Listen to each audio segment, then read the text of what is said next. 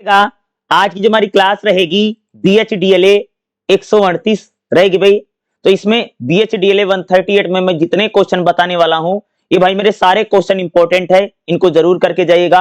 Exam में भाई मेरे आपको ऐसे ही क्वेश्चन देखने को मिलेंगे, तो कोई बहुत ज्यादा आपको टेंशन लेने वाली बात नहीं है। जितने मैं क्वेश्चन बताने जा रहा हूं भाई गारंटी के साथ कह सकता हूं किसी टाइप का क्वेश्चन आपको एग्जाम में देखने को मिलेगा, इससे बाहर आपको क्वेश्चन देखने को नहीं मिलेगा।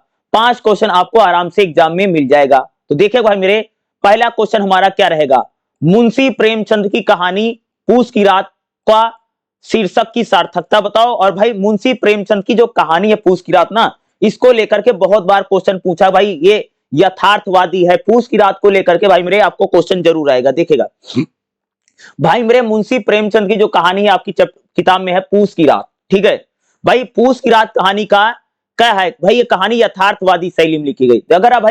अगर आप पूस की रात कहानी पढ़ोगे तो इसमें भाई मेरे एक गरीब किसान जिसका नाम है हल्कू, उसके बारे में भाई मेरे सारी चीजें बताई गई हैं।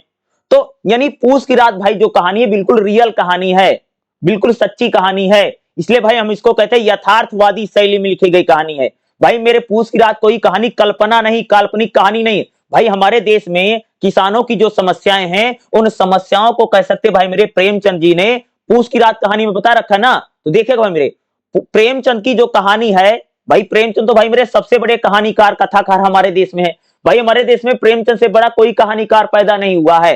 प्रेमचंद कह सकते भाई कि उनकी जो कहानियां है बहुत फेमस है। और भाई मेरे प्रेमचंद की जो कहानी है उसमें यथार्थवाद है भाई। प्रेमचंद जो कहानी लिखते हैं भाई मेरे वो बिल्कुल रियल कहानी लिखते हैं, कोई काल्पनिक कहानी नहीं लिखते हैं। प्रेमचंद कह सकते जो सामाजिक समस्याएं हैं, जो समाज में प्रॉब्लम है, उन समस्याओं पर आधारित कहानियां प्रेमचंद जी ने लिखी हैं। अगर हम लोग बात करें पूस की रात जो कहानी है उसकी अगर हम लोग बात करेंगे तो भाई पूस की रात अगर मैं कहानी की बात करूं तो इसमें किसानों का जो जीवन है उसका भाई बिल्कुल यथार्थ चित्रण किया गया है भाई। अगर मैं पूस की रात कहानी की बात करूं तो पूस की रात जो कहानी है या भाई मेरे एक गरीब किसान हल्कू के ऊपर की कहानी है।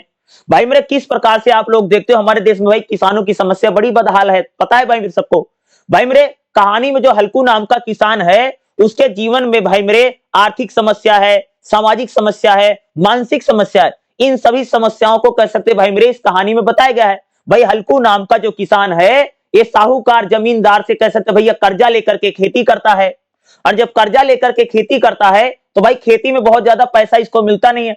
तो भाई हल्कू जो किसान है ये जमींदार का जो पैसे लेकर के यानी ऋण लेकर के लोन लेकर के खेती करा वो ऋण भी नहीं चुका पाता है। तो हल्कू अगर बात करूं तो हल्कू जो किसान है भाई इसके पास तो कह सकते इतने भी पैसे नहीं है कि बेचारा कि कंबल खरीद ले, क्योंकि आपको पता भाई किसान को खेत में जाकर के रखवाली करनी पड़ती है। तो भाई इस कहानी में ठंड का जिक्र है, किस प्रकार से हल्कू भूखा है, कर्ज में डूबे हुए किसान की समस्या को बताती है। आज हमारे देश का भाई जो किसान है वो किस प्रकार से कर्ज में डूबा हुआ है भाई मेरे, वो खेती करता है उसको ठंडी गर्मी बरसात लगती रहती है।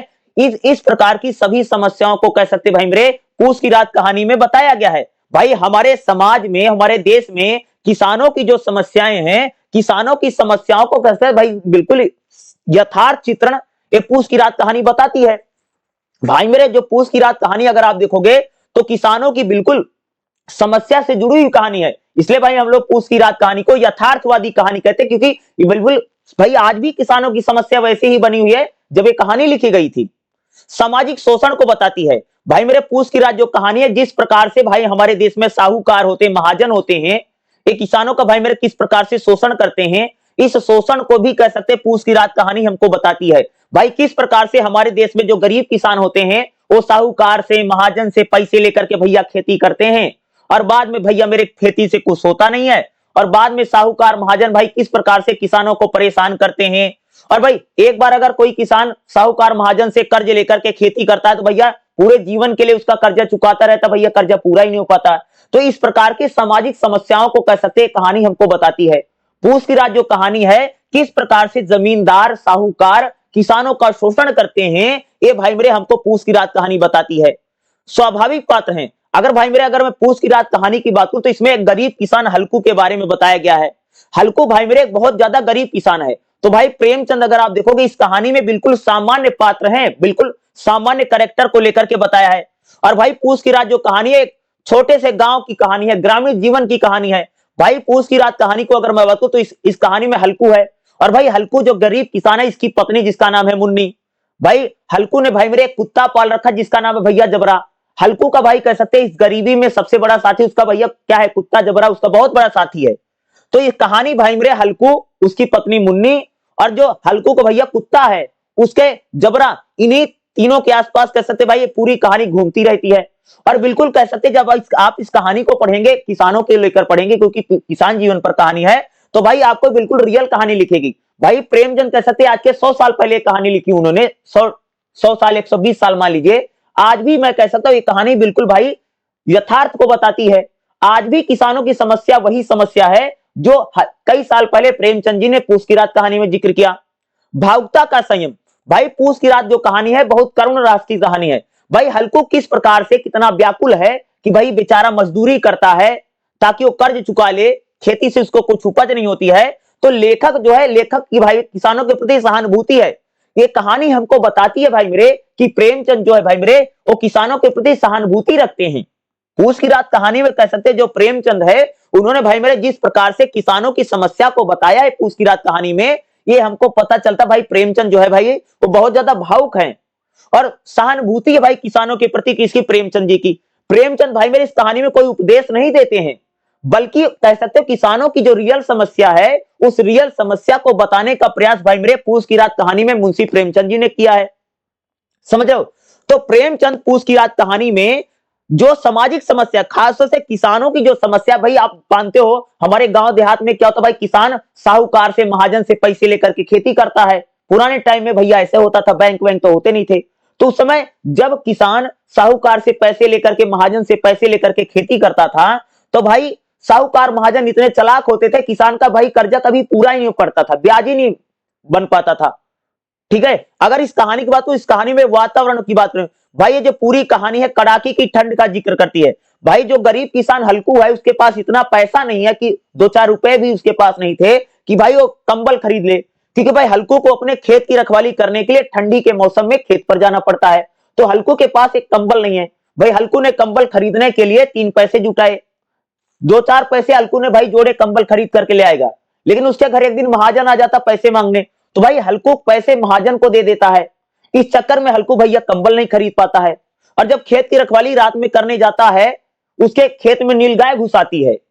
भाई हल्कू को इतने ठंडी लग रहा है कि भाई अपने खेत में जाकर के नीलगाय को भगा भी नहीं पाता है, और सारा खेत भैया नीलगाय चर जाती है। लेकिन हल्कू मन ही मन प्रसन्न है कि भाई मेरे चलो सारा खेत गाय चर गई, गाय चर गई है, अब भाई मुझे इस ठंडी में आकर के खेत की रखवाली भी तो नहीं करनी पड़ेगी। तो हल्कू कह सकते हो कि अपनी समस्याओं से बड़े परेशान हमको इस कहानी में किसान भी दिखाई पड़ता है। तो भाई इस कहानी के अगर हम वातावरण की बात करें तो बिल्कुल रियल कहानी लगती है कि भाई कड़ाकी की ठंड है, रात का सन्नाटा है, खेत में नील गाय भैया घुस गई है, और हल्कू भाई मेरे आकर के उस गाय को भगा नहीं पा रहा। क्यों? क्योंकि इतनी ठंडी लग रही है हल्कू को कि उसका भाई शरीर हिम्मत नहीं दे रहा कि इस ठंडी में उठ करके जाकर के नील गाय को भगा दे, क्योंकि हल्कू के पास कोई कंबल तक नहीं है कि जाकर के वो भाई मेरे उसको ओढ़ सके। इतना गरीब किसान है। तो ये कहानी गरीब किसानों की समस्याओं का चित्रण करती है पूस की रात कहानी। अगर हम भाषा की बात करें तो भाई जो पूस की रात कहानी बहुत ही सरल भाषा में, अवधी भाषा में और हिंदी भाषा का प्रयोग कर सकते हैं, इसमें प्रेमचंद जी ने बहुत किया। क्योंकि भाई प्रेमचंद बनारस से आते हैं, बनारस वाराणसी जिसको हम बोलते हैं, तो बनारस उसी प्रकार की भाषा भी इसमें हमें दिखाई देती है। क्योंकि ग्रामीण शब्द, गांव के जो शब्द होते, देसी जो शब्द होते हैं, ऐसे शब्दों का प्रयोग कर सकते भाई मेरे प्रेमचंद जी ने पूस की रात कहानी में खूब किया है। अब हम लोग बात करें भाई पूस की रात जो कहानी की संरचना शिल्प क्या देखेगा। अगर मैं इस कहानी की बात करूं तो अगर मैं जो स्टोरी है पूस की रात जो कहानी है, यह भाई बिल्कुल सीधी कहानी, सरल कहानी है। इसमें डायरेक्ट किसान की समस्याओं को बताया गया, भाई किसान किस प्रकार से महाजन साहूकार से पैसे लेकर के खेती कर रहा है और इतना गरीब है कि भैया कर्जा भी नहीं भर पा रहा है। तो ये जो कहानी है, अगर मैं कहानी की बात करूं, कहानी भाई मेरे हल्कू नाम का एक गरीब किसान है, उससे कहानी शुरू होती है।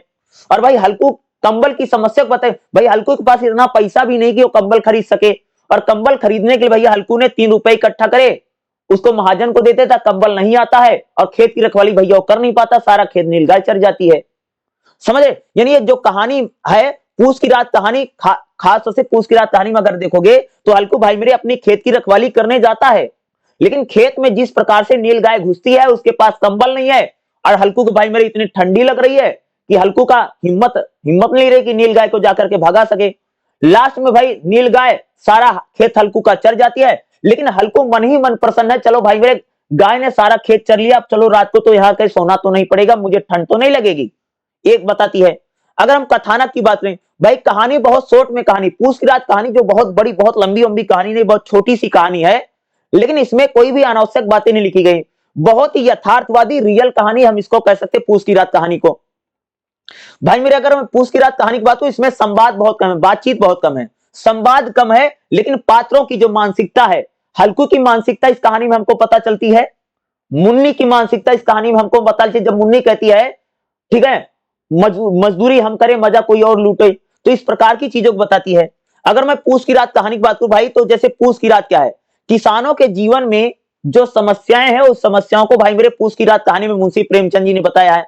जबरा क्या है, जबरा भाई किस प्रकार से हल्कू का इतना बड़ा मित्र दोस्त बन जाता, जबरा कुत्ता भैया हल्कू का, यानी इस गरीबी में हल्कू के दुख और दर्द को भैया कौन सुना, जबरा कुत्ता सुन रहा है। नील गाय क्या है, नील गाय इसमें बताती कि भाई किस प्रकार से प्रकृति जो है, नेचर जो है, किसानों को भैया खेत बर्बाद कर दे तो भाई किसान कुछ नहीं कर पाता है, ये कहानी हमको ये बताती है। अगर बात करूं जो कहानी भाई वर्णनात्मक शैली में लिखी गई कहानी है, जिसमें वर्णन किया डिटेल में बताया गया है, तो पूस की रात भैया कैसी कहानी, वर्णनात्मक कहानी है, जिसमें संवाद योजना भी है, इसमें किसान और हल्कू और उसकी पत्नी मुन्नी के बारे में बातचीत है, इसलिए क्या संवेदात्मक कहानी है। अगर बात करें पूस की रात कहानी का प्रतिपाद्य क्या है, प्रतिपाद समझते हो भाई मेरे, प्रतिपाद का मतलब भाई मेरे सिंपल सा मतलब होता कि कोई भी लेखक जब किसी कहानी को लिखता है तो उसके भैया कहानी के लिखने के पीछे का कारण क्या है, उसको बोलते हैं उद्देश्य। भाई लेखक जिस जिस चीज से प्रेरित होकर के कहानी को लिखता है उसको बोलते भाई मेरे प्रतिपाद। तो देखिएगा पूस की रात कहानी का प्रतिपाद क्या है भाई, पूस की रात कहानी में अगर आप देखो भाई मेरे मुंशी प्रेमचंद भाई मेरे किसानों की जो दयनीय समस्या है उसको इस कहानी में दिखाते हैं। तो भाई इस कहानी के माध्यम से मुंशी प्रेमचंद किसानों की समस्या को बताया है कि भाई भारतीय समाज में भारतीय किसानों की समस्या क्या है, इनका पहला प्रतिपाद हो गया। पूस की रात कहानी में अगर देखोगे तो भाई प्रेमचंद जी साहूकार महाजन भाई मेरे किस प्रकार से किसानों का शोषण करते हैं, इस शोषण दमन को कह सकते भाई पूस की रात कहानी हमको बताती है। पूस की रात कहानी बताती भाई मेरे जो साहूकार हैं जो महाजन है वो किसानों को ऋण देते हैं, लेकिन किसानों का कितना शोषण दमन होता है ये कहानी हमको बताती है। मानसिक पराजय, ये कहानी हमको बताती कि हल्कू भाई पूरी तरह से निराश हो चुका है जब उसका खेत नीलगाय चर ले जाती है, लेकिन हल्कू के मन में थोड़ी राहत है कि भाई मेरे कि अब चलो भाई खेत में आकर तो सोना तो नहीं पड़ेगा, ठंडी तो नहीं लगेगी। तो हल्कू एक प्रकार से मानसिक रूप से हार चुका है।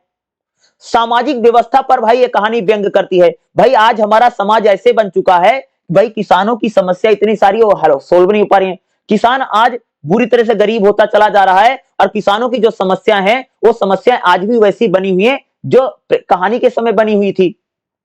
भाई पूस की रात जो कहानी है वो बिल्कुल यथार्थवादी कहानी, बिल्कुल रियल कहानी हमको लगती है, क्योंकि आज भी किसानों की समस्या वैसी ही बनी हुई है।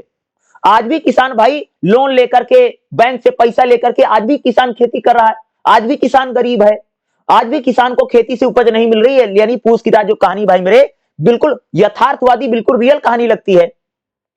मुंशी प्रेमचंद भाई कह सकते हैं इसमें बिना किसी अलंकारों को बिना बढ़ा चढ़ा करके प्रेमचंद भाई पूस की रात कहानी में किसानों की समस्याओं को बताने का प्रयास किया है। तो भाई पूस की रात कहानी को लेकर के आपको एग्जाम में क्वेश्चन जरूर देखने को मिलेगा ही मिलेगा, इस बात को याद रखिएगा, ठीक है। चलिए अगला क्वेश्चन देखिएगा भाई मेरे, अगला हमारा क्वेश्चन क्या रहेगा, मोहन राकेश के एकांकी बहुत बड़ा सवाल का उद्देश्य बताओ और इसकी विशेषता बताओ। भाई बहुत बड़ा सवाल भाई मेरे, राकेश मोहन का भाई एक बहुत छोटा सा एकांकी है, तो इसकी हम लोग बात करेंगे। राकेश मोहन, ठीक है, देखिएगा बहुत बड़ा सवाल एकांकी का उद्देश्य बताओ, इसका भाव बताओ। भाई मेरे बहुत बड़ा सवाल जो है जो एकांकी राकेश मोहन का लिखा हुआ है, ये आज की जो आधुनिक समाज है इसमें जो भाई मिडिल क्लास जो परिवार होते हैं, जो मध्यम वर्गीय परिवार होते हैं, उनकी मानसिक स्थिति को बताता है। आज भाई जो मिडिल क्लास फैमिली होती है, मिडिल क्लास जो परिवार होते हैं, उनकी मानसिक स्थिति कितनी खराब है या वो लोग आपस में ही चर्चा करते रहते हैं, आपस में ही लड़ते रहते हैं, ये बहुत बड़ा सवाल एकांकी हमको बताता है। आज भाई हमारे समाज में महिला पुरुषों के संबंध कैसे हैं, आज विवाह संस्था किस प्रकार से है, ये एकांकी हमको बताता है। बहुत बड़ा सवाल राकेश मोहन का। भाई मेरे राकेश मोहन का जो एक बहुत बड़ा सवाल एकांकी है, या भाई मेरे स्त्रियों की स्वतंत्रता और आत्मनिर्णय को बताता है। भाई एकांकी की बात करें, एकांकी जो बहुत बड़ा सवाल है भाई मेरे राकेश मोहन का, यह एकांकी कह सकते हैं कि मूल प्रश्न यही है, क्या स्त्री अपने जीवन के जुड़े निर्णय स्वयं लेने के लिए स्वतंत्र है या नहीं है। भाई एकांकी हमको बताता है, भाई अगर आप देखोगे आज भी हमारे भारतीय समाज में जो महिलाएं होती हैं वह भाई मेरे कोई डिसीजन या कोई निर्णय नहीं ले पाती हैं। भाई अगर आप देखोगे 4 महिला को इकट्ठा कर दो, आपस में बहस ही करती रहेंगी, भाई महिलाएं आप कोई भी निर्णय नहीं ले पाती हैं। ये एकांकी हमको यही बताता है, भाई महिलाओं को अगर स्वतंत्रता भी दे दी जाती है तो वह कोई भी निर्णय नहीं ले पाती हैं, क्योंकि पुरुष वर्ग आज भी कह सकते हैं उनके लिए भाई डिसीजन लेता, निर्णय लेता है।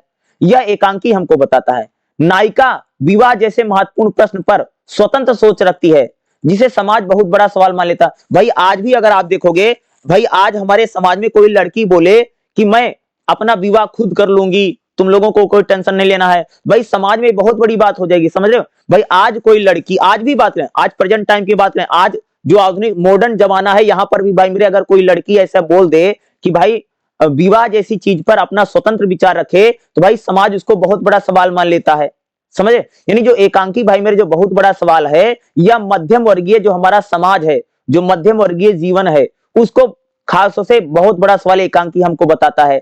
भाई मेरे जो एकांकी बहुत बड़ा सवाल है, ये मध्यम वर्गीय जो परिवार होते हैं इनकी आलोचना करता है। भाई लेखक कहता है कि किस प्रकार से पढ़े लिखे होने के बावजूद भी जो मध्यम वर्गीय परिवार होता है, इसकी सोच भाई मेरे बहुत संकुचित है, हमेशा ये दुविधा में रहता है, पाखंड में पड़ा रहता है। भाई आज अगर आप देखोगे, जो भाई मेरे पढ़ा लिखा वर्ग होता है, जो मिडिल क्लास होता है, वो आपस में एक दूसरे की टांग खींचता रहता है, देखा होगा ना, एक दूसरे की भाई ये लोग टांग खींचने का खूब प्रयास करते हैं। भाई अगर आपको बहुत बड़ा सवाल एकांकी समझना है तो मैं आपको छोटा सा एक एग्जांपल देता हूं। भाई आप सबने तारक मेहता का उल्टा चश्मा सीरियल सबने देखा होगा, जो कि बहुत फेमस सीरियल रहा हमारे यहाँ पर, पता होगा। भाई अगर आप देखोगे तारक मेहता के उल्टा चश्मा जब सीरियल आता है, तो उसमें जब भी कभी आपने देखा होगा, जब भी सोसाइटी की मीटिंग होती है, तो भाई सोसाइटी की मीटिंग में वो लोग कोई फैसला जल्दी से नहीं कर पाते हैं, एक दूसरे पर टीका टिप्पणी करना, एक दूसरे की टांग खींचना, यही सारा चलता रहता है। तो भाई बहुत बड़ा सवाल भी एकांकी लगभग इसी तरह का है। बहुत बड़ा एकांकी सवाल हमको यही बताता है कि भाई मेरे सोसाइटी की एक मीटिंग होती है, बहुत बड़ा सवाल जो एकांकी भाई इसमें सोसाइटी की एक मीटिंग होती है जिसमें अध्यक्ष नहीं है, अध्यक्ष नहीं होता तो किसी दूसरे को बनाते हैं, लेकिन भाई आपस में लोग इतनी बहसबाजी करते हैं, मीटिंग किस लिए थी, क्यों रखी गई थी, किसी को पता नहीं चलता। यही बहुत बड़ा सवाल हो जाता भाई मेरे कि सोसाइटी में जो मीटिंग रखी गई है वो भाई किस लिए है, पता नहीं चल पाता। तो एकांकी हमको यही बताता है। भाई जो मध्यम वर्गीय परिवार होते हैं, मिडिल क्लास जो फैमिली होती है, वहां पर देखोगे वो लोग पढ़े लिखे तो होते हैं, लेकिन वहां पर देखो भाई मेरे सभी लोग एक दूसरे की टांग खींचते रहते हैं। तो भाई राकेश मोहन का जो एकांकी हमको यही बताता है। विवाह संस्था पर प्रश्न करता है। भाई एकांकी जो बहुत बड़ा सवाल है, ये विवाह को अंतिम सत्य नहीं मानता है, बल्कि व्यक्ति की सहमति है। भाई विवाह कोई बहुत बड़ा सत्य नहीं, व्यक्ति भाई अगर सहमत है, यही सबसे बड़ी चीज है। पुरुष प्रधान सोच पर भाई मेरे प्रहार करता है। भाई जो एकांकी बहुत बड़ा सवाल है, या पुरुष हैं वो भाई किस प्रकार से महिलाओं को डिसीजन नहीं देने देते हैं, इसको बताता है। एकांकी भाई पुरुषों के अहंकार और वर्चस्व को बताता है। भाई किस प्रकार से जो पुरुष समाज है वो महिलाओं को आगे बढ़ने नहीं देता है, या महिलाओं की, पुरुष भाई मेरे कहीं पर भी अगर महिला आगे बढ़ती दिखाई देगी तो वह पुरुषवादी जो सोच है उसको हमेशा रोकने का प्रयास करता है, या पुरुष कभी भी अपने ऊपर भाई मेरे उसको लगा कि महिला हम पर हावी होती चली जा रही है। तो एकांकी जो बहुत बड़ा सवाल है हमको यही बताता है, समझ गए।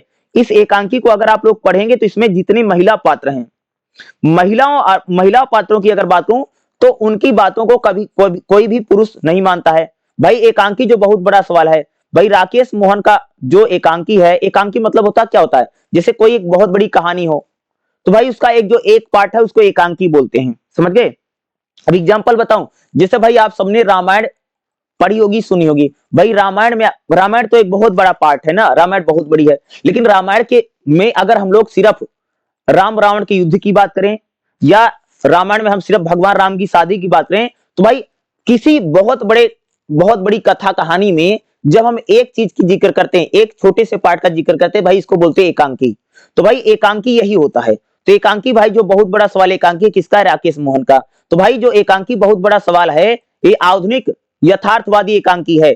भाई जो एकांकी बहुत बड़ा सवाल है, आज किस प्रकार से हमारी सोसाइटी में, मिडिल क्लास फैमिली में लोग किस प्रकार से एक दूसरे से टांग खींचते हैं हमको बताता है।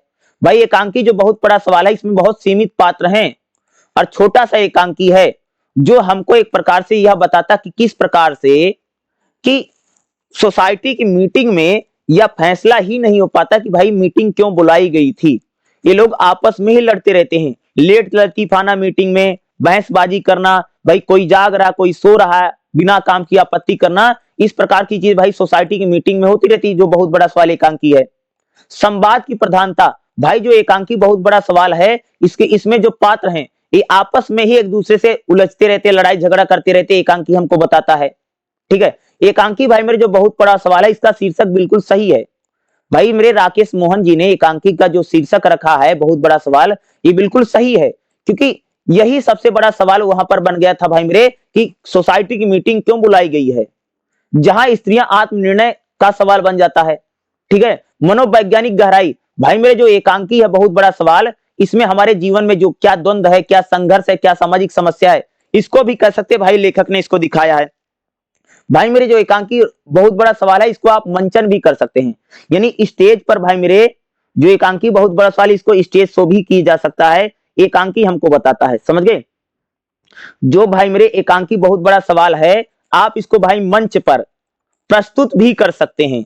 जैसे इसमें दृश्य बहुत सीमित है भाई, एक कमरा है जहां पर मीटिंग हो रही है, इस दृश्य को, इसमें पात्र बहुत कम है, 3-4 पात्र लगेंगे, संवाद भी बहुत कम है, तो इसको भाई आप मंचन भी कर सकते हैं, यानी आप इसको स्टेज पर दृश्य की तरह दिखा भी सकते हैं।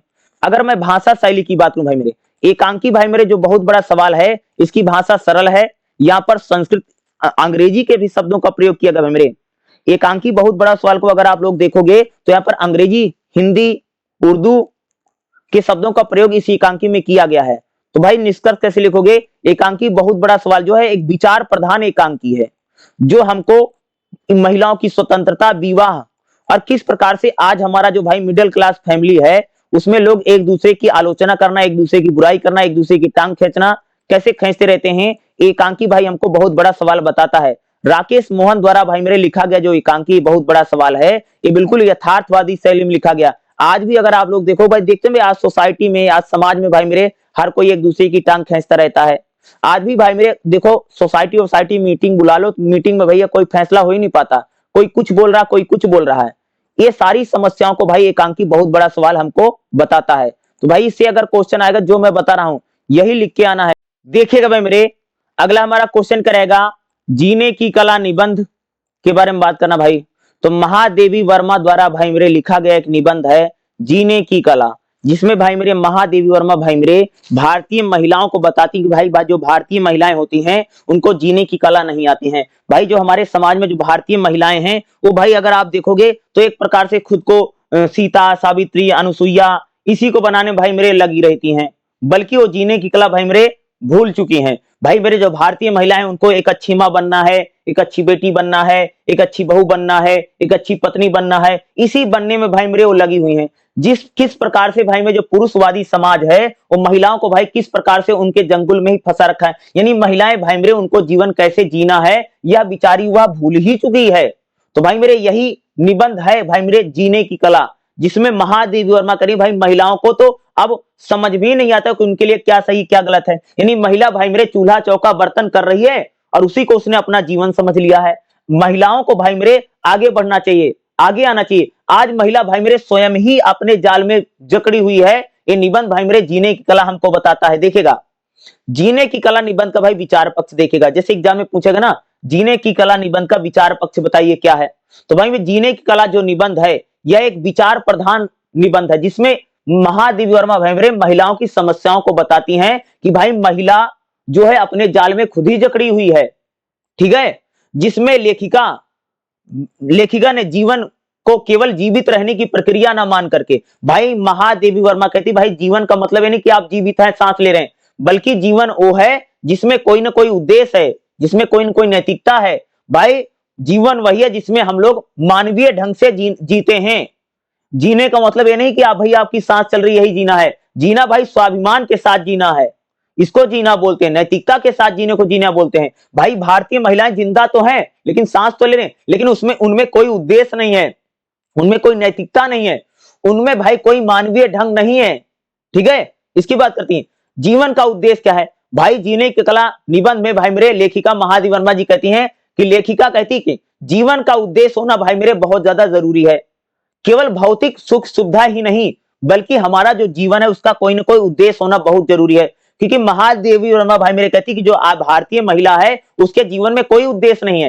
वो तो भाई एक प्रकार से पति, बच्चे, पत्नी, यानी जो आज हमारे भारतीय समाज में महिला है वो अपने पति, सास, ससुर, देवर और बच्चों में ही लगी रहती है। वो तो भाई जीवन का उद्देश्य क्या, जीने की कला क्या बेचारी भूल ही चुकी है। भाई मेरे जीने की कला में भाई अगर निबंध की बात करूं इसमें महादेवी वर्मा भाई मेरे अनुशासन की बात करती हैं। सच्चा जीवन क्या है भाई? सच्चा जीवन वही है जिसमें व्यक्ति संयम है, संतुलित है, नियम है।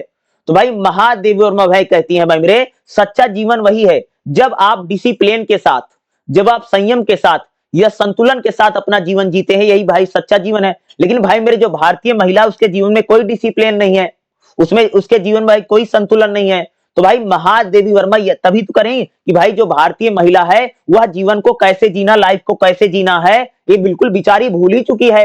वो तो बस एक प्रकार से अच्छी माँ बनने के चक्कर में, अच्छी बेटी बनने के चक्कर में, अच्छी बहू बनने के चक्कर में, अच्छी पत्नी बनने के चक्कर में वो भैया घर में लगी हुई है, काम चूल्हा चौका बर्तन कर रही है, लेकिन उसको बाकी दुनिया में क्या रहा उसको कोई मतलब ही नहीं है। उसे तो अपना भी ख्याल नहीं है कि वो क्या है और क्या कर रही है। इतनी वो कह सकते कि घर परिवार में डूब चुकी है। तो भाई जीने की कला निबंध में अगर आप देखोगे तो महादेवी वर्मा भाई मेरे महिलाओं की समस्याओं को उजागर करती हैं। सामाजिक उत्तरदायित्व, भाई जीने की कला निबंध में भाई मेरे महादेवी वर्मा जी कहती महिलाओं का भी समाज के प्रति कोई न कोई तो जिम्मेदारी है। महिलाओं को भाई मेरे स्वार्थी बनना पड़ेगा क्योंकि महिला भाई मेरे एक प्रकार से प्रेम में, करुणा में और भावना में बह करके वो भाई मेरे एक प्रकार से सहयोग कर रही है। पुरुष उसको जैसे समझाता बुझाता उसके चक्कर में आ जाती है। भाई महादेवी वर्मा ये कह रही कि महिलाएं इतनी भोली होती हैं कि वो पुरुषों के जाल में फंस जा रही हैं। वो भाई मेरे चूल्हा चौका बर्तन यही कर रही हैं, बल्कि वो समाज में ना आगे बढ़ पा रही, ना समाज में उनकी कोई तरक्की है। तो महादेवी वर्मा भाई मेरे यही करें कि महिलाओं को भी अपनी समाज के प्रति जिम्मेदारी को देखना पड़ेगा।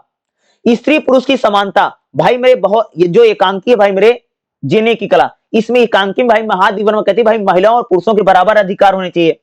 ठीक है, लेखक या लेखिका कह लीजिए, लेखिका भाई महादेवी वर्मा कहती हैं कि हमारा समाज तभी अच्छा समाज होगा जब भाई समाज में महिला और पुरुष के अधिकार बराबर होंगे। ठीक है, भाई महादेवी वर्मा जी कहती भाई अगर पुरुष को शादी करनी है तो भाई लड़की को देखता है, लड़की नहीं पसंद है शादी मना कर देता। लेकिन भाई अगर आप देखोगे हमारे यहाँ पर जो महिला है भाई मेरे महिलाओं की मर्जी तो कभी पूछी ही नहीं जाती है। भाई महिलाओं को तो भाई किसी के पास साथ भी बांध दिया जाता है, वो तो अपने मन की बात कभी कह भी नहीं पाती है। तो भाई महिला, भाई जो कोई महिला उसकी शादी भाई शराबी से कर दी, जुआरी से कर दी। ठीक है, इस प्रकार से पुरुषों से भी अगर महिला की शादी हो जाती भैया वो अपने पति को देवता मान रही है। यानी किसी का पति शराबी है, जुआरी है, डाकू है, डकैत है, तब भी वो भैया वो अपने पति को देवता मान रही है। तो ऐसी कोई बात नहीं है। महादेवी वर्मा भाई कहती है कि जो पुरुषवादी समाज है उसने महिलाओं को भाई मेरे पूरी तरह से अपने जाल में फंसा रखा है। महिलाओं को भाई मेरे बड़े बड़े आदर्श बता दिए हैं, भाई तुमको सावित्री बनना है, तुमको अनुसुईया बनना, तुमको सीता बनना है, तुमको बड़े बड़े आदर्शवादी महिलाओं के नाम उसको बता दिए। सिर्फ वो उसी बनने के चक्कर में लगी हुई है और भाई उसको जीवन कैसे जीना, रियल जीवन कैसे होता है बेचारी भूल ही चुकी है। तो जीने के कला निबंध में अगर आप देखो भाई मेरे महादेवी वर्मा मेरे महिलाओं की समस्याओं को बताती हैं। शिक्षा और संस्कार, भाई मेरे इस निबंध में महादेवी वर्मा जी कहती हैं महिलाएं भाई मेरे ज्ञान से और शिक्षा से बिल्कुल दूर होती चली जा रही हैं। महिलाएं तो भाई मेरे केवल सभ्यता और संस्कार ही सीख रहे हैं। भाई सभ्यता और संस्कार सिखा करके महिलाओं को हमारा जो पुरुषवादी समाज है वो अपने जाल में फंसाए रखता है और भाई महिला को कभी भी अक्षर का ज्ञान होता नहीं है। तो इसलिए महिला भाई सिर्फ अपने पति में, बाल बच्चे में, बीवी यानी बाल बच्चे में, सास ससुर में, चूल्हा चौका बर्तन में भैया पूरा जीवन बिता दे रही है। लेकिन उसको जीवन में क्या करना, सार्थक जीवन जीना, भाई उसे भी आगे जीवन में कुछ करना है, उसको पढ़ना है, लिखना, आगे बढ़ना है, उसकी बुद्धि दिमाग खुले, यह भी होना चाहिए। लेकिन भाई मेरे महिलाओं ने स्वयं ही अपने जीवन को कैसे जीना है भाई और बिल्कुल भूल चुकी है। अगर भाई निबंध की बात करूं, भाई जीने की कला जो निबंध है इसमें भाई मेरे महादेवी वर्मा महिलाओं की जो दुर्दशा है, भाई भारतीय समाज में अगर आप देखो महिलाओं की दुर्दशा है, उसके लिए जिम्मेदार कौन है? इसके लिए जिम्मेदार भैया महिला ही है। क्योंकि महिलाएं ही कह सकते उन्होंने इतने बड़े बड़े आदर्श बना लिए हैं, वो पति की सेवा करने में, वो सास ससुर की सेवा करने में, वो बच्चों की सेवा करने में वो अपना पूरा जीवन जला दे रही है, बल्कि लाइफ में कुछ भी नहीं कर पा रही है। यानी महिलाएं महिलाएं भैया अपनी समस्याओं के लिए खुद ही जिम्मेदार है। ये कौन कहती? महादेवी वर्मा जी कहती हैं। भाई निबंध है जीने की कला में अगर आप देखोगे तो महिलाओं की जो स्थिति है उसके लिए जिम्मेदार कोई एक व्यक्ति नहीं है, बल्कि हमारा पूरा समाज जिम्मेदार है। भाई आज महिलाओं के साथ शोषण होता है, दमन होता है, उनको आगे बढ़ने का मौका नहीं मिल रहा है। तो भाई महिलाओं की जो आज जो स्थिति है वह पूरे समाज की व्यवस्था ने भाई महिलाओं को इतना कमजोर बना दिया है कि वो बेचारी कुछ कर नहीं पा रही है। पुरुषवादी समाज, भाई जो हमारा समाज है पुरुषवादी समाज है भाई, यहाँ पर पुरुषों की चलती है। भाई पुरुषों ने किस प्रकार से महिलाओं को अपने जाल में फंसा रखा है, और भैया महिलाओं को बता दिया तुमको बड़े बड़े आदर्श बता दिए, तुमको सीता बनना, सावित्री बनना, अनसुईया बनना है। और इस चक्कर में कैसे भाई भारतीय महिलाएं भाई बिल्कुल बर्बाद होती चली जा रही हैं, उनके जीवन में कुछ नहीं बचा है। स्त्रियों को ही स्वीकृति, भाई मेरे इस निबंध की अगर बात करूं जीने की कला वाले में, तो भाई मेरे महादेवी वर्मा जी कहती हैं कि जो स्त्रियां हैं, स्त्रियां स्वयं भी अन्याय को स्वीकार कर लेती हैं। कई बार देखा होगा ना भाई, जो महिला है पति उसको मारता है, सासू उसको मारती, फिर भी सहन कर लेती है। भाई आज जो महिला है उन्होंने जो अन्याय है, अन्याय को तो भाई उन्होंने एक्सेप्ट कर लिया है, ठीक है, एक्सेप्ट कर ले। इसलिए महिलाओं की जो स्थिति है वो और नहीं बदलती है, और भाई महिलाओं की स्थिति और भी खराब होती चली जा रही है। रूढ़ियां और कुप्रथाएं, भाई मेरे अगर बात को भाई जीने के वाला जो निबंध है, यह निबंध भाई मेरे हमारे भारतीय समाज में बाल विवाह, सती प्रथा, बलि प्रथा, दहेज जैसी सामाजिक कुरीतियों को बताता है। भाई मेरे जो जीने की कला निबंध है अगर आप देखोगे तो यह बाल विवाह को बताता है। भाई किस प्रकार से महिलाओं की छोटी उम्र में शादी कर दी जाती है, भाई महिलाओं को पर्दा करना पड़ता है सास ससुर के आगे। दहेज दहेज जैसी समस्याओं को यह निबंध हमको बताता जीने की कला। भाई अगर आज किसी के बाप के पास पैसा नहीं है तो भैया उस लड़की को अच्छा लड़का नहीं मिल पाएगा, आप समझ रहे हो। उम्र दराज लड़का मिलेगा भैया मेरे, समझ लो, लड़की अब 20 साल की, लड़का 40-45 साल का मिलेगा। अगर भाई किसी भी लड़की है अगर उसकी शादी करनी है, अगर आप दहेज नहीं दे सकते तो भाई सच्चाई है कि आपकी लड़की को योग्य लड़का यानी योग्य वर ही मिलना मुश्किल है, ठीक है। अगर बाई चांस अगर मिल भी गया तो कह सकते भाई तमाम तरह की समस्याएं आपको उस घर में उत्पन्न हो जाएंगी। तो आज हमारा जो समाज है देखोगे तो महिलाओं की बाल ये निबंध भाई मेरे जो जीने की कला जो निबंध है ये बाल विवाह जैसी समस्याओं को बताता, महिलाओं में दहेज प्रथा, सती प्रथा जैसी कुरीतियों को, महिलाओं के समाज में क्या समस्या ये निबंध हमको बताता है। दोषपूर्ण शिक्षा प्रणाली, भाई मेरे यह जो निबंध है हमको बताता है कि महिलाओं को भाई हमारे समाज में आगे बढ़ने का मौका नहीं मिलता है। हमारा जो समाज भाई पुरुष प्रधान समाज है। जीने के कला निबंध भाई हमको यही बताता कि भाई मेरे की जो महिलाएं हैं उनको आत्मनिर्भर बनना पड़ेगा, क्योंकि भाई महिला तो पुरुषों पर निर्भर है।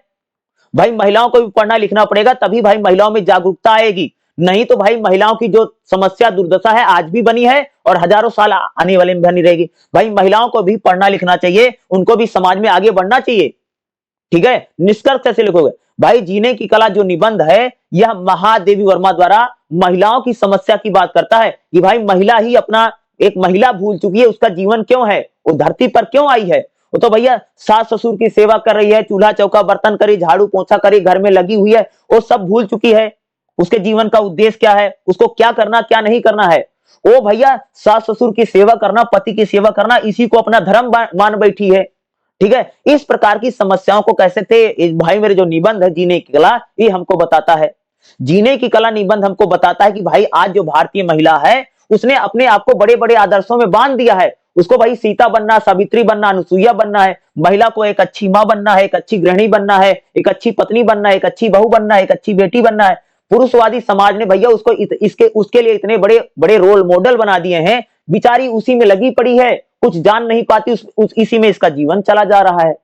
तो भाई मेरे जो जीने की कला निबंध है इसको लेकर के आपके एग्जाम में कुछ भी क्वेश्चन आता है तो जो मैं बता रहा हूं यही भैया भाई मेरे पेपर में लिख करके आना है, समझ रहे। चलिए भाई मेरे अगला क्वेश्चन देखते हैं, ठीक है। देखिएगा भाई मेरे अगला हमारा क्वेश्चन क्या रहेगा, ओम प्रकाश वाल्मीकि द्वारा लिखा गया आत्मकथा भैया जूठन। भैया जूठन क्या है भाई, आज अगर आप सबको पता भाई हमारे समाज में भाई मेरे किस प्रकार से जाति को लेकर के समस्या है, सबको पता होगा भाई मेरे।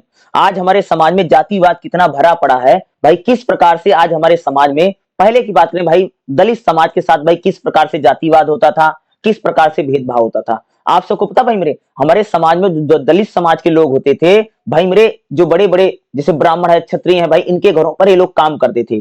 और भाई ब्राह्मण क्षत्रियों के घरों पर जो खाना बनता था, शादी विवाह होता था, उस शादी विवाह भैया जो खाना बच जाता था, जो लोग खाना खाते थे उनके पत्तलों में जो खाना बच जाता था, ये दलित समाज के लोग है भैया, इसको इकट्ठा करते थे, इसको लाते थे, इसको खाते थे। इस प्रकार से आप अमानवीय समस्या पर ये लिखा गया भाई, आत्मकथा है, जूठन है।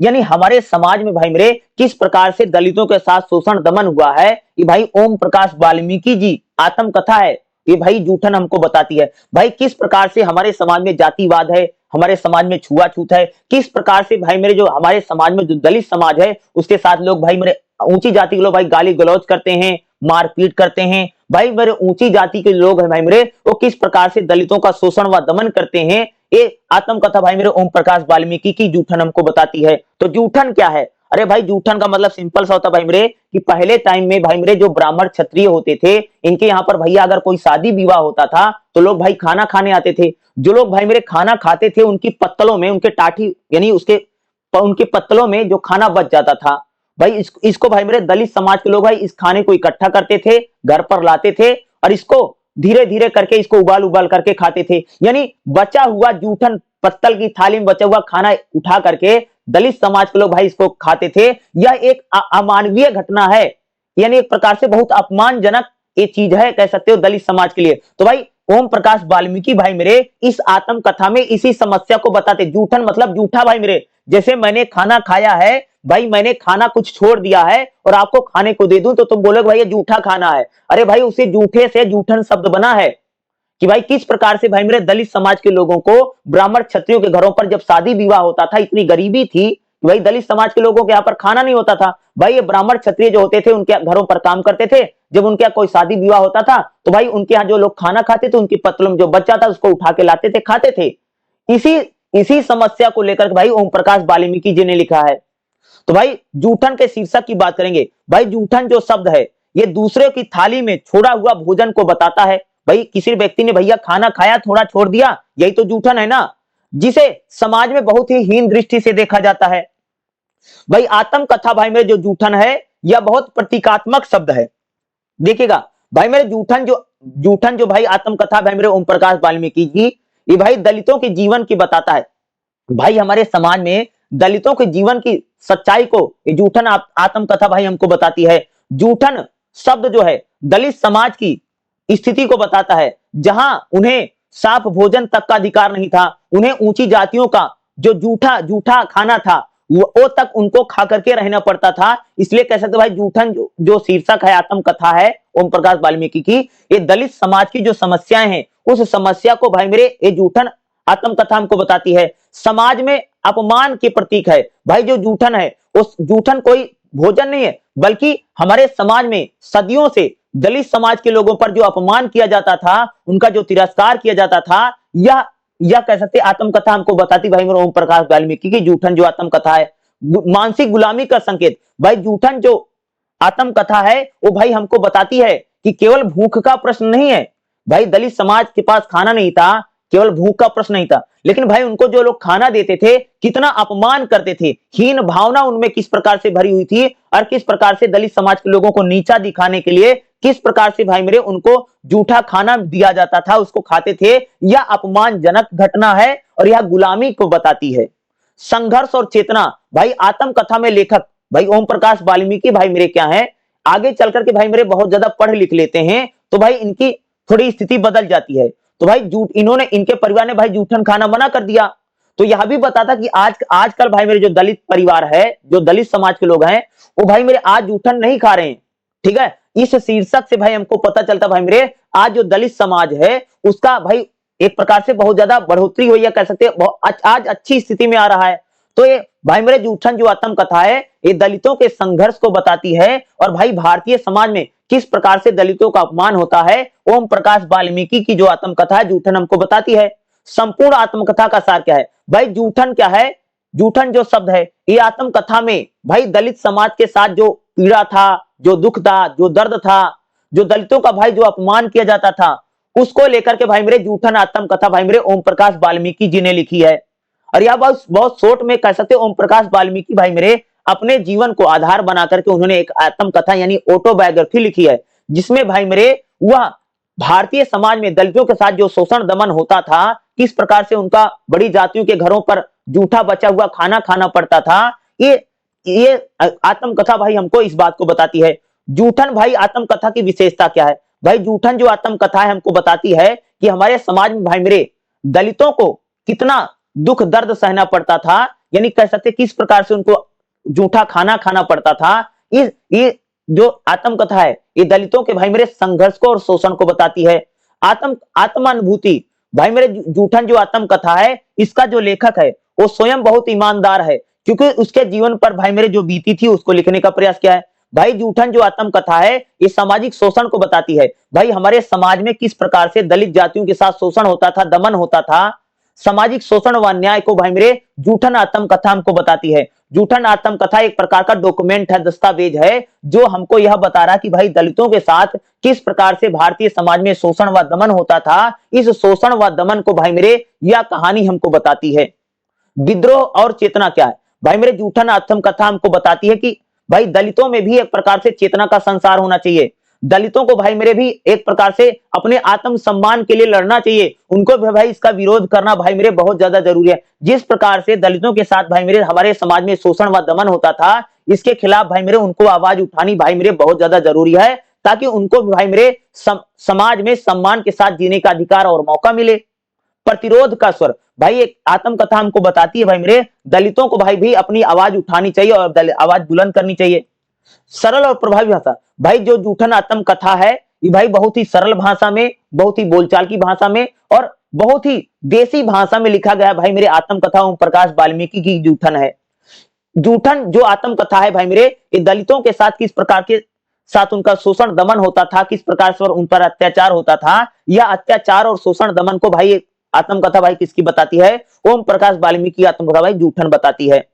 सामूहिक अनुभूति की प्रस्तुति भाई लेखक कहता है कि मैं व्यक्तिगत नहीं बल्कि पूरा दलित समाज का मैं प्रतिनिधि हूं।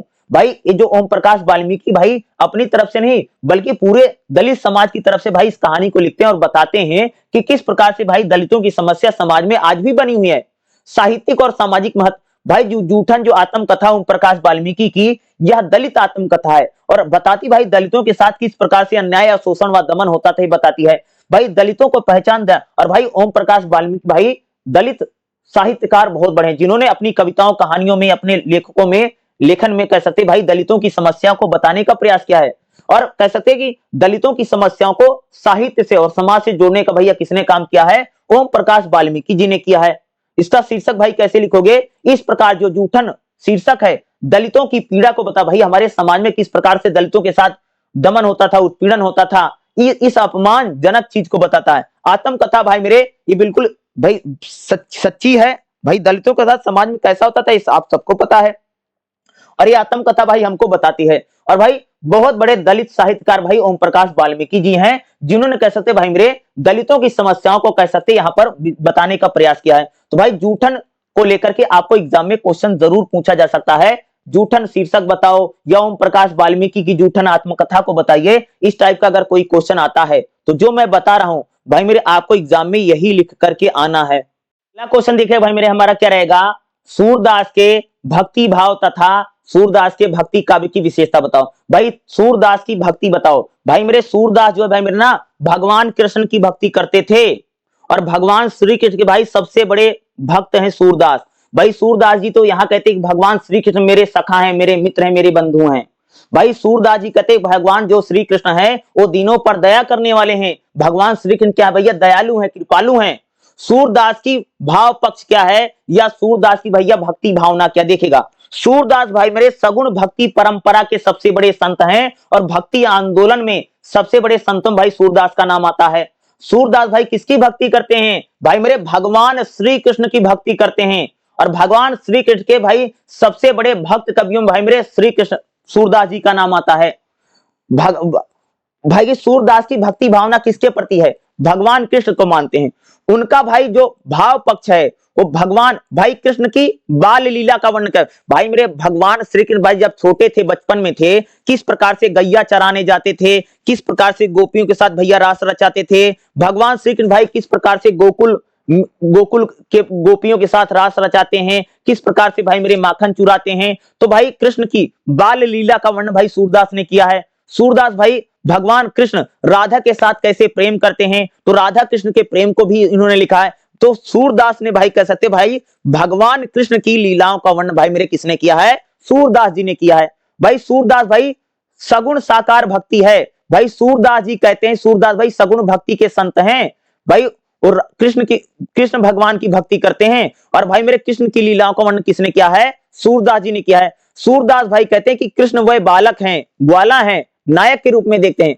भाई सूरदास भाई कृष्ण को भगवान भी मानते हैं, उनको अपना मित्र भी मानते हैं, उनको अपना सखा भी मानते हैं। अरे भाई सूरदास जी कहते हैं भगवान कृष्ण भाई दीनों पर दया करने वाले हैं। कृष्ण कैसे हैं? कृष्ण दयालु है, कृपालु है, भावों के सागर हैं। भाई मेरे भगवान श्री कृष्ण के चरणों में जो भी आता है, भगवान कृष्ण भाई उसको अपने चरणों में स्थान देते हैं। तो कृष्ण भाई क्या है? दीनों पर दया करने वाले हैं। कौन कहता है? सूरदास जी कहते हैं। भाई सूरदास की भक्ति कैसे? वात्सल्य भावना से प्रधान है। भाई मेरे माँ यशोदा कृष्ण को कैसे लाड लदाती हैं, कैसे प्यार करती हैं, इसका भैया सुंदर चित्रण किसने किया है? सूरदास ने किया। भाई सूरदास अपने पदों में यानी अपनी भक्ति में, अपने छंदों में, दोहों में भाई लिखते हैं भाई माँ यशोदा कृष्ण को कैसे लाड लदाती हैं, माँ यशोदा कैसे प्यार करती है कृष्ण को, इसका सुंदर चित्रण कह सकते भाई सूरदास जी ने अपने पदों में किया है। तो भाई माँ की ममता कैसी है? भाई माँ यशोदा की ममता कृष्ण के प्रति कैसी है, इसका भी सुंदर चित्रण कह सकते भाई सूरदास जी ने अपने पदों में किया है। मधुर भाव, भाई सूरदास भाई मेरे राधा कृष्ण के प्रेम को भक्ति और प्रेम का मानते हैं। भाई सूरदास भाई मेरे राधा कृष्ण का जो प्रेम है, इसका भी सुंदर वर्णन उन्होंने किया। भाई कृष्ण किस प्रकार से गोपियों के साथ रास रचाते थे, किस प्रकार से रास करते हैं, इसका भी सुंदर चित्रण भाई मेरे सूरदास जी ने अपने छंदों में, दोहों में किया है। आत्मसमर्पण की भावना, भाई सूरदास जी कहते कि हम लोगों को भाई मेरे भगवान के सामने खुद को समर्पित कर देना चाहिए। भगवान श्री कृष्ण क्या है? भाई सूरदास कहते हैं भाई तो मैं कृष्ण का दास हूं। भाई कृष्ण स्वयं और भक्त स्वयं अयोग्य है और ईश्वर करुणा में है। भाई श्री कह सकते हैं, सूरदास कहते भाई मेरे कृष्ण दीनों के सागर हैं, कृष्ण दयालु है, कृपालु है, दीनों पर दया करने वाले हैं। तो कहते भाई इसलिए दास से भक्ति है। भाई मेरे सूरदास कृष्ण को अपना दास बनकर के उनकी यानी चरणों की सेवा करते हैं। करुणा और बीरा, भाई सूरदास भाई कृष्ण की रास लीला का, वियोग लीला का, राधा कृष्ण के प्रेम का, राधा गोपियों के प्रेम का सुंदर चित्रण कह सकते भाई सूरदास जी ने अपने पदों में किया है। सूरदास की भक्ति काव्य की विशेषता क्या भाई मेरे? देखो भाई अगर मैं सूरदास की भक्ति की बात करूं तो भाई सूरदास भाई कृष्ण के सबसे बड़े भक्त हैं।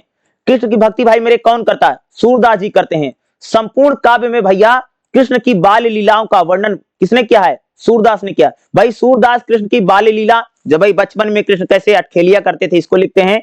और भैया राधा कृष्ण के प्रेम को लेकर के सूरदास जी रासलीला का वर्णन करते हैं।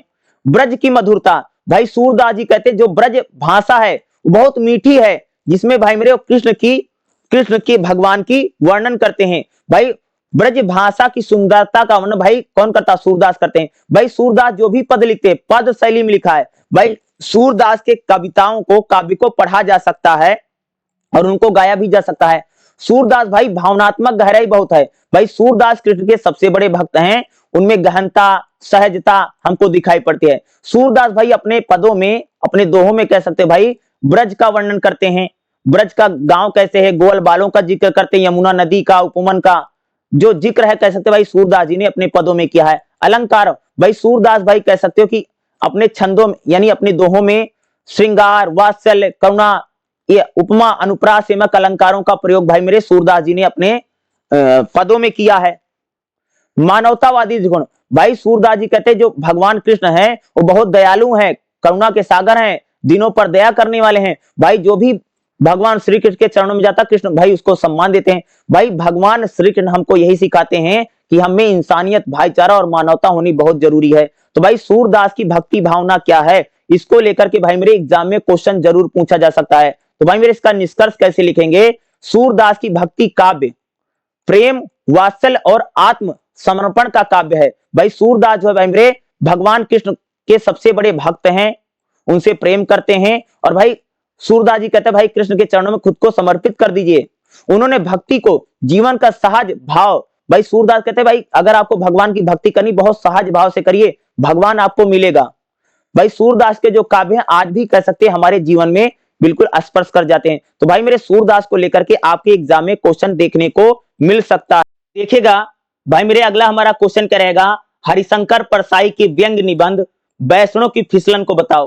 तो भाई देखिएगा, वैष्णव की फिसलन जो व्यंग निबंध है, भाई वैष्णव एक प्रकार का भगवान विष्णु का बहुत बड़ा भक्त था, लेकिन भाई क्या था कि भगवान विष्णु के नाम पर ये सारे गलत काम करता, धर्म का धंधा इसने बना रखा है। उसी को भाई मेरे हरिशंकर परसाई जी ने वैष्णव की फिसलन व्यंग निबंध में हमको बताया है। हरिशंकर परसाई जी कहते हैं भाई मेरे इस निबंध में कि जो वैष्णव है वह एक प्रकार का ढोंगी है, आज ढोंगी आचरण करता है और उसने भाई मेरे धर्म को धंधा बना लिया। भाई वैष्णव एक बहुत बड़ा व्यापारी है जो भाई भगवान विष्णु के नाम पर सारे गलत काम करता है और भाई भगवान विष्णु की भाई मेरे 2 घंटे पूजा करता है। धर्म के नाम पर भाई उसने कह सकते पूरी तरह से पाखंड फैला चुका है, एक ढोंगी का चित्रण करते हैं, धर्म का भाई आडंबर। भाई व्यंग निबंध में भाई मेरे हरिशंकर परसाई जी वैष्णव की फिसलन में कहते हैं कि भाई जो धर्म है वो बाहर की चीज नहीं है। भाई कहते हैं, भाई हरिशंकर परसाई जी कहते हैं धर्म को लेकर कहते हैं भाई जो धर्म है वो बाहर की चीज नहीं है, जैसे तिलक लगाना, माला जपना, उपवास करना, ये धर्म नहीं है, बल्कि धर्म तो भाई मेरे आंतरिक होता है, अंदर से धर्म की बात होती है। धर्म का बाह्य आडंबर हमको नहीं करना चाहिए, दिखावा भाई धर्म का हमको नहीं करना चाहिए। वैष्णव की फिसलन व्यंग निबंध में भाई मेरे हरिशंकर परसाई जी हमको यही कहते हैं, धर्म को स्वार्थ सिद्धि का बनाना। भाई मेरे जिस प्रकार भाई मेरे वैष्णव की फिसलन में धर्म, भाई मेरे वैष्णव ने जिस प्रकार से भाई विष्णु भगवान विष्णु को लेकर के उसने भाई मेरे अपना धर्म को धंधा बना लिया। भाई धर्म को अपने स्वार्थ के लिए नहीं जोड़ना चाहिए। वैष्णव धर्म का क्या करता है, भाई जो वैष्णव है वो धर्म का भाई क्या करता है, यूज करता है ना अपनी प्रतिष्ठा के लिए, अपने लाभ के लिए, पैसा पाने के लिए। तो भाई हरिशंकर परसाई जी कहते हैं भाई धर्म को अपने स्वार्थ के लिए उसका यूज नहीं करना चाहिए। धर्म को भाई मेरे हमें कभी भी धंधा नहीं बनाना चाहिए, या अपने धंधे को आगे बढ़ाने के लिए धर्म का प्रयोग मत करिए, या धर्म के आड़ में आप दूसरा धंधा मत करिए। हरिशंकर परसाई भाई मेरे इस व्यंग निबंध में यही कहते हैं। आचरण और उपदेश की बात करते हैं। भाई मेरे अगर आप देखो वैष्णव भाई मेरे बहुत सारे उपदेश देता है, वह पूजा करता है, पाठ करता है, लेकिन भाई उसमें लालच है, छल है और पैसे कमाने की प्रवृत्ति है ना। भाई मेरे वैष्णव भाई मेरे बार बार धर्म के मार्ग से फिसल जाता है, इसलिए तो भाई मेरे इस निबंध का नाम लिखा वैष्णव की फिसलन। भाई वैष्णव को भाई मेरे हमेशा धर्म पर चलना है, लेकिन भाई मेरे क्या है वो बार बार धर्म के रास्ते से जिस प्रकार हट जाता है और धर्म से विमुख हो जाता है। वैष्णव की फिसलन भाई मेरे व्यंग निबंध में हमको यही बताया गया। भाई जो वैष्णव है वो बार बार आप लोग कह सकते हैं धर्म के रास्ते से भैया हट जाता है, क्योंकि बार बार भैया वैष्णव में बहुत ज्यादा लालच है। वो भाई भगवान विष्णु के नाम पर होटल खोल लेता है, होटल में शराब चलवा देता भाई वैष्णव, होटल में महिलाएं आने लग जाती हैं, होटल में महिलाएं डांस करने लग जाती हैं। ये इस प्रकार के भाई धर्म के आड़ में कह सकते भाई वैष्णव भगवान विष्णु के नाम पर सब कुछ अन्याय करता है, गलत काम करता है और भाई भगवान विष्णु का नाम जपता रहता है, और कह सकते एक प्रकार से उसने भैया धर्म को धंधा बना लिया है। धार्मिक पहचान की भाई धर्म की आड़ में जिस प्रकार से भाई मेरे जो वैष्णव है वो सामाजिक और अनैतिक काम करता है, स्वयं को धर्मात्मा। भाई बहुत सारे लोगों को आप लोगों ने खुद को बताया मैं बहुत बड़ा धार्मिक व्यक्ति हूं, लेकिन भाई मेरे धर्म के आड़ में जो लोग धर्म को धंधा बना लेते हैं उन लोगों पर भाई मेरे वैष्णव की फिसलन जो व्यंग निबंध है ये प्रहार करता है। भाई वैष्णव भाई मेरे बहुत पैसे वाला है, बहुत अमीर बनिया है, साहूकार है, लेकिन कह सकते भाई भगवान विष्णु के नाम पर उसने होटल खोल लिया, होटल में वो शराब चलती है, होटल में मांस बिकता है, होटल में महिलाएं आती हैं, होटल में महिलाएं डांस करती हैं, होटल में महिला पुरुष सेक्स कर रहे हैं। इस प्रकार से भाई मेरे वैष्णव जो एक बहुत बड़ा खुद को धर्मात्मा बताता है कि मैं भगवान विष्णु का सबसे बड़ा भक्त हूं, मैं 2 घंटे भगवान विष्णु की सेवा करता हूं, उनकी पूजा करता हूं, लेकिन भाई उसके होटल में सब कुछ चल रहा है कि भगवान विष्णु के नाम पर। तो कह सकते भाई वैष्णव किस प्रकार से धर्म को उसने धंधा बना लिया है, ऐसे लोगों पर भाई मेरे जो निबंध है वो प्रहार करता है। समाज में अंधश्रद्धा की बात करता है। भाई हमारे समाज में हरिशंकर परसाई भाई मेरे वैष्णव की फिसलन व्यंग निबंध में यही करें कि समाज में ऐसे पाखंडी लोग बहुत हैं। भाई हमारे समाज में अगर आप देखोगे ऐसे पाखंडी, ऐसे अधर्मी लोग भाई मेरे बहुत हैं जो धर्म का दुरुपयोग करते हैं, जो धर्म को उन्होंने धंधा बना लिया है, धर्म के नाम पर वो कुछ भी करते हैं। और भाई वो पूजा पाठ करेंगे किस लिए करेंगे, ताकि भाई धर्म के आड़ में कुछ और काम कर सके। ऐसे लोगों पर कह सकते भाई हरिशंकर परसाई जी ने भाई मेरे वैष्णव की फिसलन व्यंग निबंध में भाई मेरे उन्होंने ऐसे समाज पर प्रहार किया है। भाई मेरे हरिशंकर परसाई जी की व्यंग्यात्मक शैली की विशेषता बताओ। एक क्वेश्चन भाई मेरे ऐसे भी क्वेश्चन कई बार पूछा जा सकता है, हरिशंकर परसाई जी की व्यंग्यात्मक शैली बताई वैष्णव की फिसलन में। तो भाई मेरे वैष्णव की फिसलन में कह सकते भाई हरिशंकर परसाई हमारे समाज में भाई मेरे तीखा और विचार प्रधान व्यंग है। भाई हरिशंकर परसाई भाई मेरे वैष्णव की फिसलन में यही कह रहे हैं कि केवल हंसने के लिए नहीं, बल्कि भाई जो हास्य होता है सोचने के लिए मजबूर करे। भाई मेरे वैष्णव की फिसलन जो व्यंग निबंध है, इसमें आपको हंसी तो आएगी, लेकिन आपको सोचने पर ये मजबूर कर देगा कि भाई मेरे किस प्रकार से आदमी भाई मेरे धर्म के नाम पर धर्म को धंधा बना रखा है। भाई मेरे वैष्णव भाई मेरे किस प्रकार से उसने धर्म को धंधा बना लिया है, यह हमें सोचने पर मजबूर कर देता है। भाई मेरे भाई वैष्णव भाई मेरे भगवान विष्णु के नाम पर उसने सब कुछ खोल लिया है, होटल चला रहा है, पैसे कमा रहा है, दारू बट रही है, शराब बट रही है, मांस मदिरा वहां चल रहा है, लड़कियां डांस कर रही हैं। तो भाई वैष्णव भाई मेरे किस प्रकार से धर्म को धंधा बना रखा है, यह व्यंग निबंध हमें सोचने के लिए मजबूर करता है। यथार्थ से जुड़ा व्यंग है। भाई हरिशंकर परसाई भाई मेरे हमेशा जो व्यंगात्मक निबंध होता है, वो सामाजिक समस्याओं के जो अनुभव होते हैं, समाज में जो विसंगतियां, जो समाज में सच्चाई उसको बताते हैं सहज और बोलचाल की भाषा में। भाई हरिशंकर परसाई की अगर बात करूं तो बहुत सहज भाषा में, बहुत सरल भाषा में और आम आदमी को समझने वाली भाषा में भाई मेरे वो ज्यादातर उन्होंने अपने व्यंग निबंध को लिखा है। भाई मेरे हरिशंकर परसाई की अगर मैं व्यंग निबंध की बात करूं तो भाई मेरे हरिशंकर परसाई समाज में जो विरोधाभास है धर्म को लेकर के, हरिशंकर परसाई मेरे अपने व्यंग में ज्यादातर हमारे समाज में जो लोग भाई जिनकी कथनी कुछ है करनी कुछ है, मुंह में राम बगल में छुरी, ऐसे लोगों पर भाई व्यंग कौन करता? भाई मेरे हरिशंकर परसाई जी करते हैं। भाई हरिशंकर परसाई कहते हैं ना कि हमारे समाज में भाई लोग कहते कुछ है करते कुछ है, यानी मुंह में राम बगल में छुरी वाला जो व्यंग है, इस प्रकार की चीजों भाई मेरे कौन बताता है? हरिशंकर परसाई कहते हैं भाई मेरे ना कि भाई किस प्रकार से धर्म के आड़ में भाई मेरे वैष्णव अपना धंधा जमा रहा है, गलत काम कर रहा है और भगवान विष्णु का नाम लेता रहता है। आत्मीयता और मानवीय स्वर। भाई अगर मैं हरिशंकर परसाई की बात करूं, व्यंग के साथ साथ समाज में मानवता की भी बात करते हैं, वह सुधार की बात करते हैं। भाई हरिशंकर परसाई केवल व्यंग ही नहीं करते हैं, बल्कि समाज में सुधार हो, बदलाव, इसकी भी बात करते हैं। प्रतीक और रूपक। भाई मेरे हरिशंकर परसाई जो हैं छोटे छोटे चीजों को लेकर के उन्होंने भाई व्यंग निबंध, समाज की जो भी सच्चाइयां हैं, समाज की जो भी बुराइयां हैं, भाई हरिशंकर परसाई मेरे उसको लिखने का प्रयास किया है। और भाई वैष्णव की जो फिसलन व्यंग निबंध है, इसमें तो भाई मेरे बार बार हरिशंकर परसाई यही करें कि वैष्णव नाम का जो व्यक्ति है बार बार भाई मेरे अपने धर्म के रास्ते से कैसे हट जाता है और धर्म को किस प्रकार से उसने भैया धंधा बना रखा है। सामाजिक प्रतिबद्धता। हरिशंकर परसाई जी कहते हैं भाई समाज के प्रति उनकी जिम्मेदारी है कि भाई जो समाज की समस्याएं उनको दूर करने के लिए प्रयास करें। भाई हरिशंकर परसाई बहुत बड़े समाजवादी हैं, सुधारवादी हैं। भाई हरिशंकर परसाई जी कहते हैं कि समाज में बदलाव होना चाहिए, समाज में सुधार होना चाहिए। यही तो भाई मेरे हरिशंकर परसाई जी की कह सकते हैं भाई व्यंगात्मक शैली है।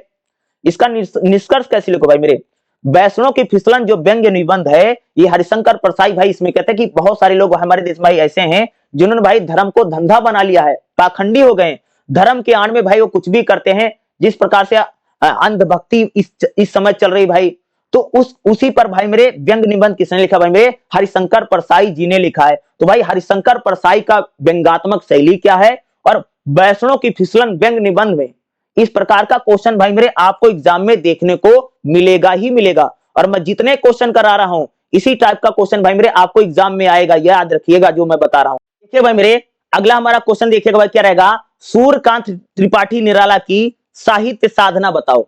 भाई निराला की साहित्यिक साधना बताओ या इसका प्रतिपाद या इसके केंद्रीय भाव बताइए। इस प्रकार का भाई मेरे क्वेश्चन आपको एग्जाम में देखने को मिलेगा। सूर्यकांत त्रिपाठी निराला की साहित्य साधना या उसका प्रतिपाद बताओ। भाई निराला की साहित्य साधना क्या? देखिएगा तो भाई सूर्यकांत जो त्रिपाठी निराला हैं, हिंदी साहित्य के भाई ऐसे कवि, ऐसे लेखक हैं जिन्होंने भाई परंपरा, जो पुरानी परंपराएं हैं, जो नई चीजें हैं, इसको भाई मेरे जोड़ने का काम किया है। भाई निराला जो भाई मेरे जो सूर्यकांत त्रिपाठी निराला है, वो साहित्य को एक प्रकार से भाई मेरे साधना मानते हैं। जैसे भाई साधु सन्यासी जाकर के साधना करते हैं, तप करते हैं, उसी प्रकार से भाई जो निराला है वह भी साहित्य को एक प्रकार से साधना मानते हैं। और भाई जो निराला है वो साहित्य को प्रयोगशील और विद्रोही बात करते हैं, व्यक्तिगत स्वतंत्रता के भाई समर्थक हैं। भाई जो निराला है वो साहित्य का साधना के स्वर की बात करते हैं। भाई निराला जी कहते हैं जो साहित्य है उसका स्वर क्या है? स्वतंत्रता का स्वर है। भाई साहित्य में किसी प्रकार की जो बुराइयां हैं, जो सामाजिक बंधन है, परंपराओं को चुनौती दी जाती। भाई निराला भाई कहते जो साहित्य होता, जो कविता कहानियां होती हैं, उसमें सामाजिक समस्याओं को दिखाया जाता है और सामाजिक समस्याओं को चुनौती दी जाती है। ये भाई निराला कहते हैं। छायावाद की सीमाओं का अतिक्रमण किया है। भाई निराला भाई मेरे छायावाद के कवि हैं, लेकिन भाई मेरे जो निराला है वो छायावाद का जो भाव है वैसा नहीं लिखते। भाई निराला भाई जो है वो सामाजिक समस्याओं और संघर्ष को भाई स्वर देने का काम किया है। भाई जो निराला है वो अपने साहित्य में समाज में जो सामाजिक बुराइयां हैं, जो सामाजिक समस्याएं हैं, उन सामाजिक समस्याओं और संघर्ष को कहते हैं भाई सूर्यकांत त्रिपाठी निराला जी ने अपने अपने साहित्य में प्रयास किया है। सामाजिक प्रतिबद्धता, भाई निराला जी कहते हैं भाई मेरे हमारे समाज में जो शोषण है, भाई निराला कहते हैं हमारे समाज में जो शोषण है, जो उत्पीड़न है, इसके खिलाफ भाई उन्होंने लिखने का प्रयास किया। भाई हमारे समाज में किसानों की समस्याएं हैं, मजदूरों की समस्याएं हैं, महिलाओं की समस्याएं हैं, दलितों की समस्याएं, इन समस्याओं को भाई मेरे लिखने का प्रयास भैया किसने किया है? सूर्यकांत त्रिपाठी निराला जी ने किया है। भाई निराला कहते हैं भाई हमारे समाज में महिलाओं के साथ जो शोषण है, किसानों के साथ जो शोषण है, दलितों के साथ जो शोषण है, इस शोषण को भाई दिखाने का प्रयास भैया किसने किया है? निराला जी ने। भाई निराला भाई साहित्य को एक प्रकार से साधना मानते हैं, मानवतावादी भाई दृष्टिकोण। भाई निराला भाई साहित्य को मानते भाई हमारा जो साहित्य होता है ये मानव मुक्ति का साधन है और समाज में समानता और गरिमा का आधार कौन है? भाई साहित्य है। भाई साहित्यकार जब सामाजिक समस्याओं को लिखेगा तभी तो समाज में समानता आएगी। भाषा और शिल्प, भाई निराला भाई मेरे मुक्त छंद के कवि माने जाते हैं। भाई निराला ने अपनी भाई कविताओं में कह सकते हैं साहित्य में संस्कृत के शब्दों का प्रयोग, तत्सम तद्भव शब्दों का प्रयोग या बोलचाल की भाषा का प्रयोग कर सकते भाई निराला जी ने अपने काव्य में किया है। बहुआयामी संचार है भाई। अगर मैं निराला की बात करूं, निराला भाई कविता के साथ साथ, अगर आप देखो भाई निराला भाई कविता के साथ साथ उपन्यास भी लिखा है, कहानियां भी लिखा है, निबंध और आलोचना भी लिखी है। निराला की भाई मेरे साहित्यिक साधना का प्रतिपाद देखेगा। भाई निराला की जो साहित्य साधना है, तो भाई निराला भाई मेरे कहते हैं कि व्यक्ति की मुक्ति और आत्मसम्मान। भाई निराला कहते हैं जो साहित्य होता है वह व्यक्ति की स्वतंत्रता की बात करता है और हमारे आत्मसम्मान की बात करता है। भाई निराला कहते हैं जो साहित्य होता है वह हमारे समाज में शोषण व दमन को दिखाने का करता है। भाई मेरे निराला कहते हैं जो साहित्य होता है वो समाज में परिवर्तन लाता है, क्योंकि सामाजिक समस्याओं को भाई मेरे जो कवि और लेखक लिखते हैं तो समाज में परिवर्तन आता है। तो भाई विद्रोही और संघर्ष, भाई निराला कहते हैं भाई मेरे जो कविता कहानियां होती हैं उसमें समाज में जो विद्रोह है, जो संघर्ष है, उसको भाई मेरे हमको दिखाना चाहिए। निराला भाई सौंदर्य और करुणा का समन्वय, भाई निराला भाई मेरे सुंदरता सौंदर्य को तो अपनी कविताओं में लिखते हैं, लेकिन उन्होंने करुणा प्रेम को भी अपने साहित्य में जगह दी है। मानवता की कल्पना, भाई निराला भाई मेरे मनुष्य की कल्पना में कहते हैं भाई मनुष्य स्वतंत्र है, विवेकशील और साहसी है। तो भाई निराला की साहित्य साधना क्या है, इसको लेकर के भाई मेरे क्वेश्चन आपको एग्जाम में 100% देखने को मिलेगा ही मिलेगा। मैं भाई मेरे बिल्कुल पक्का बता रहा हूं, ये क्वेश्चन आपको एग्जाम में आएगा ही आएगा। निराला की साहित्य साधना बताइए, क्योंकि भाई मेरे क्वेश्चन बहुत बार आपसे एग्जाम में पूछा जा चुका है। अगला हमारा क्वेश्चन क्या रहेगा भाई मेरे, गजानंद माधव मुक्तिबोध के पत्रों का महत्व बताओ। भाई कई बार मुक्तिबोध पत्रों का सार बताइए या मुक्तिबोध के पत्रों का महत्व बताइए। तो देखिए भाई मुक्तिबोध के पत्रों का महत्व, भाई मुक्तिबोध के पत्र केवल निजी नहीं है, बल्कि आज का जो साहित्य है, समाज है या लेखकों का जो संघर्ष है, उसको भी भाई मेरे मुक्तिबोध के पत्र हमको बताते हैं। भाई मुक्तिबोध के जो पत्र हैं क्या बताते हैं, लेखक के व्यक्तित्व का परिचय देते हैं। भाई मुक्तिबोध का जो पत्र है वो हमको बताता है कि भाई जो लेखक होते हैं, जो कवि होते हैं, उनके जीवन में भाई मेरे बहुत ज्यादा संघर्ष होता है। लेखक और कवि भाई मेरे बहुत ज्यादा ईमानदार होते हैं और लेखक और कवियों को भाई मेरे उनको भी अपने जीवन में बहुत सारी समस्याओं का सामना करना पड़ता है, या भाई मेरे मुक्तिबोध का पत्र हमको बताता है। रचनात्मक प्रक्रिया, भाई मेरे मुक्तिबोध का पत्र हमको बताता कि मुक्तिबोध अपनी कविताओं की आलोचना किसी मानसिक संघर्ष और वैचारिक मंथन के बाद रखते हैं। भाई मुक्तिबोध का पत्र हमको ये बताता कि जो कवि होते हैं, जो लेखक होते हैं, उनके जीवन में जो समस्याएं होती हैं, उन समस्याओं को देख करके भाई मेरे कवि और लेखक अपने साहित्य की रचना करते हैं। मुक्तिबोध का पत्र भाई मेरे हमको ये बताता है। साहित्यिक विचारधारा, भाई साहित्यकार की भी विचारधारा होती, भाई जो कवि होते, जो लेखक होते, उनकी भी विचारधारा होती, उनकी मार्क्सवादी विचारधारा हो सकती है, सामाजिक विचारधारा होती है। भाई जो लेखक और कवि होते हैं हमेशा वह जनता के पक्ष को बताते हैं। कवि और लेखक भाई मेरे कभी विचारधारा में नहीं, भाई कवि और लेखक जो होता है वो हमेशा समाज में परिवर्तन की बात करता है। भाई मेरे मुक्तिबोध के पत्र भाई मेरे हमको ये बताते हैं कि समकालीन साहित्य कैसा है। मुक्तिबोध के पत्र हमको बताते कि आज जो साहित्य है उसमें संघर्ष है। आज लेखक जो है वो समाज में जो अंतर विरोध है, समाज में जो समस्याएं हैं, उसका भाई चित्रण भाई आज के लेखक हमको करते हैं। भाई मुक्तिबोध का पत्र हमको बताता कि आत्म संघर्ष और ईमानदारी, भाई पत्रों में मुक्तिबोध भाई मेरे अपने अपने अत्यंत यानी आलोचना करते हैं। भाई मेरे मुक्ति बोध अपनी कमजोरी को स्वीकार करते हैं और उन्होंने एक सच्चा और अच्छा लेखक सिद्ध करता है। भाई मुक्ति बोध भाई अपनी विचार को बताते हैं पत्र में। भाई मेरे जो लेखक मुक्ति बोध है वो अपने मित्र, अपने संपादकों से चल रहे जो विचार है, जो गंभीर विचार संवाद है, उसको प्रमाण देते हैं, जिससे हिंदी को भाई मेरे बौद्धिक विकास हुआ है। साहित्य के इतिहास में दृष्टि में भाई मुक्ति बोध के जो पत्र हैं, कह सकते हो मुक्ति बोध के जो पत्र हैं हिंदी साहित्य में, कह सकते हैं भाई इसको प्रमाणिक स्रोत माना जाता है। इसके बिना भाई मेरे हिंदी साहित्य की, कह सकते हो कि समझना मुश्किल है।